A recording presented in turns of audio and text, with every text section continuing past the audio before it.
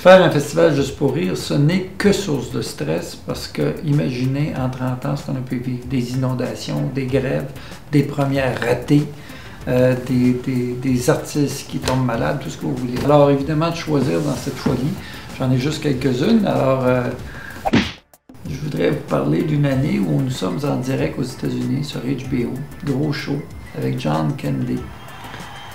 John Candy est une immense star. Il fait une répétition la veille. Et le jour même, il y a une extinction de voix, mais invraisemblable. On va à l'hôpital, on fait des médecins, personne ne trouve rien. On est en direct avec un show d'1h30 et notre animateur n'a plus de voix. Et finalement, on a fait venir un docteur, je ne sais pas si c'était légal ce qu'on a fait. Et, il lui a donné une injonction de je ne sais pas quoi. Et il a retrouvé juste assez de voix pour donner le minimum d'un show. Our show right here, this show, very frightening in the sense that it's live, okay? Now, I don't know if any of you know anything about live television, but whatever happens, like this dumb voice of mine, it's going out and that's all we can do.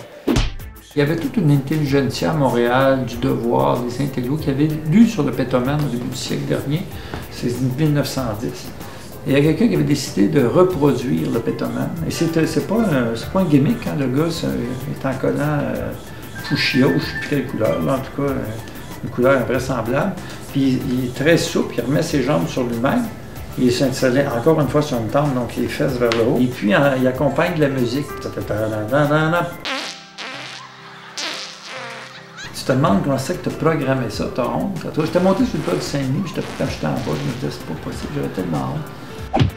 Chris Linen, hey, mon Dieu, j'ai de mémoire. Chris Linen, c'est un gars qui faisait, il y avait une roue derrière lui avec des pétards, puis des feux d'artifice. Et il était en rue avec ça, avec une sorte de tambour. Le problème, c'est que ça n'a pas parti du tout en bonne direction, puis c'est parti dans les cheveux du public, brûlant les cheveux de quelqu'un.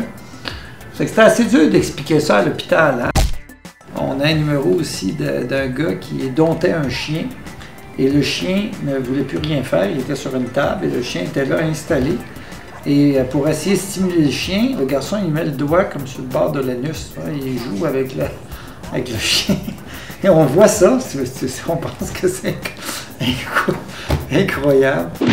Dans un gala de Brightweight, on a un acteur japonais, ça c'était un accord avec le Japon qui nous avait envoyé un des plus grands comiques japonais. Et on avait l'ambassadeur du Japon dans la salle avec M. Chrétien, Premier ministre.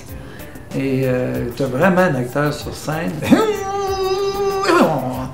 Et évidemment, c'est absolument pas drôle, c'est qu'il n'y a rien de drôle. Et peut-être qu'au Japon, dans une certaine clientèle, ça avait peut-être un certain sens.